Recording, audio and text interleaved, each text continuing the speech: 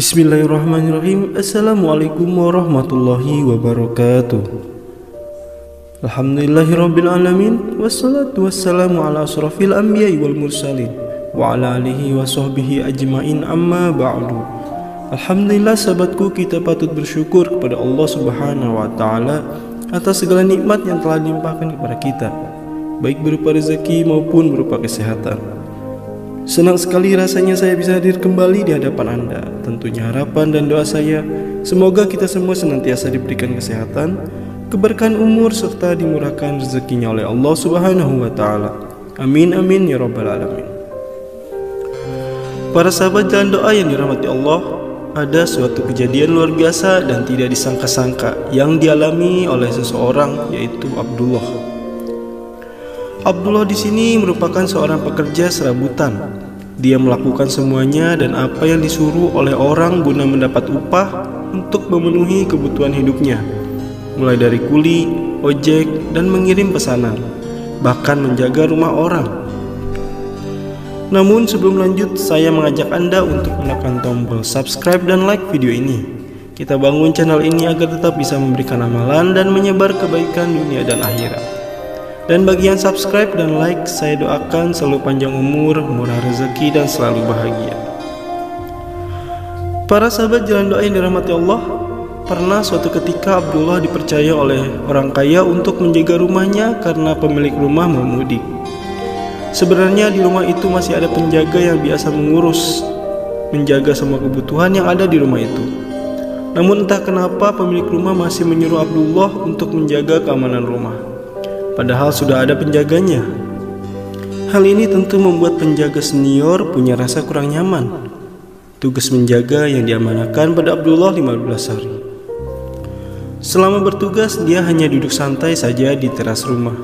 Hanya ketika saat azan berkumandang, dia keluar untuk melaksanakan panggilan Allah. Dan terus seperti itu setiap hari.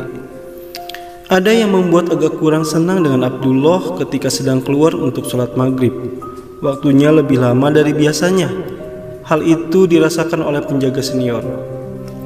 Lantas selang beberapa hari dari kepulangan majikan, penjaga senior sedikit terbesit dalam hatinya untuk menjebak Abdullah.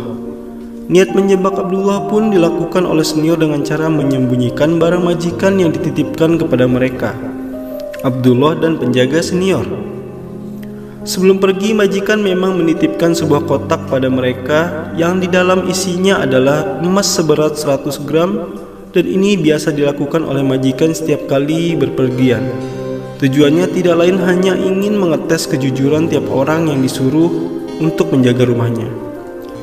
Yang tahu kebiasaan majikan ini adalah pembantu yang biasa menjaga semua kebutuhan dalam rumah, termasuk juga penjaga senior. Singkat cerita, si penjaga senior mulai mengambil isi kotak dan disembunyikan di tempat yang tidak akan diketahui oleh siapapun. Penjaga senior mengambil isi kotak itu di saat Abdullah sedang sholat maghrib, karena waktu sholat itu adalah paling lama bagi Abdullah keluar. Abdullah tidak tahu sedang dijebak oleh teman penjaganya. Santai saja setiap balik, dia duduk santai di teras dan dia tidak sadar kalau isi kotak yang dititipkan oleh majikan sudah tidak ada. Dan kebetulan dia juga tidak tahu apa isi kotak tersebut. Dan 15 hari pun berlalu. Sang majikan kembali dari mudiknya. Sesampainya di rumah, majikan langsung masuk ke dalam rumah. Sedangkan para penjaga dan pembantu termasuk Abdullah menurunkan bawaan majikan dari mobil dan dibawa masuk ke dalam rumah. Beberapa jam kemudian, setelah sang majikan selesai istirahat dan mandi, menghilangkan penat dan capek selama perjalanan, majikan pun keluar dan memanggil para penjaga.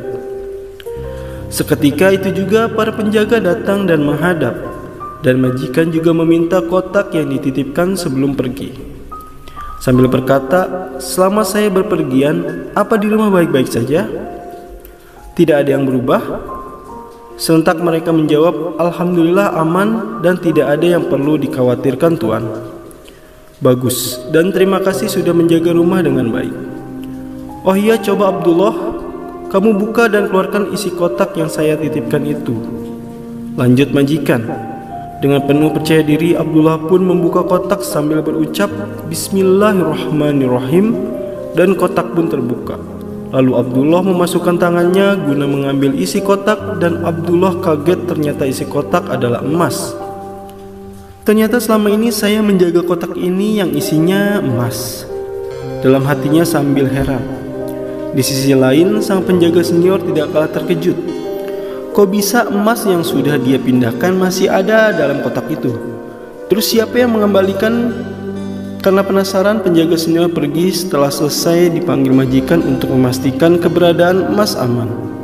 Dan dia dibuat terkejut lagi. Emas yang semula dia simpan dengan aman hilang. Siapa yang mengambilnya? Akhir kisah, akhirnya Abdullah diberi pekerjaan tetap oleh sang majikan menjadi sopir pribadinya. Dan dia diberikan fasilitas dan kebutuhan hidupnya untuk keluarganya. Kisah ini pernah diceritakan salah satu guru saya waktu saya mengaji. Guru pun melanjutkan bahwa kunci dari apa yang dialami Abdullah ada pada apa yang dia baca sebelum buka kotak. Dan waktu dia lama saat sholat maghrib, yaitu mengamalkan basmalah atau bacaan Bismillahirrahmanirrahim. Lalu guru melanjutkan, bagi siapa saja yang mengamalkan basmalah sebanyak 111 kali setelah selesai sholat maghrib dan membacanya 1 kali setiap mau melakukan sesuatu seperti keluar rumah, bekerja, dan semua aktivitas yang lain diawali dengan bismillah, maka insya Allah akan menjaganya dari kejelekan dan akan dimudahkan hidupnya.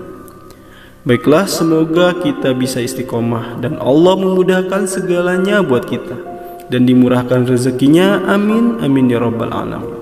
Akhirul kalam, wassalamualaikum warahmatullahi wabarakatuh.